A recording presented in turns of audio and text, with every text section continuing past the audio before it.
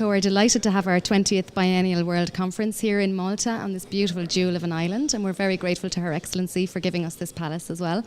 The theme of the conference is setting sail from a safe port, giving children a confidence and opportunities for safe and permanent relationships. And that's really what our objectives for this conference are, is to make sure that people are learning about each other's practices and that everybody in the child's life is responsible for giving them a safe and permanent experience. Can you tell us a bit about your experience, your personal experience in foster caring?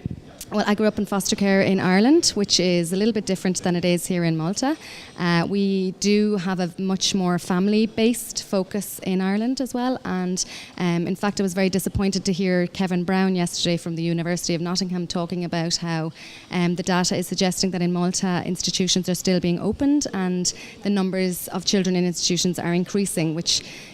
goes against IFCO's ethos and values, because we believe that children thrive best within homes, which is the experience in Ireland in most of the case and would have been my experience growing up in foster care. And what is IFCO's main aim?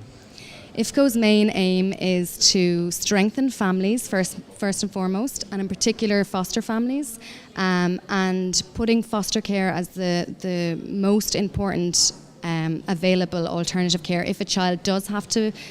be removed for their family for whatever reason, that it's not institutions and it's not residential care, and that it's permanent, so that they have a consistent, stable life, and that they have a place that they can call home. And that's what we want for every single child, is just that they belong to a place where they feel safe and that they can call home.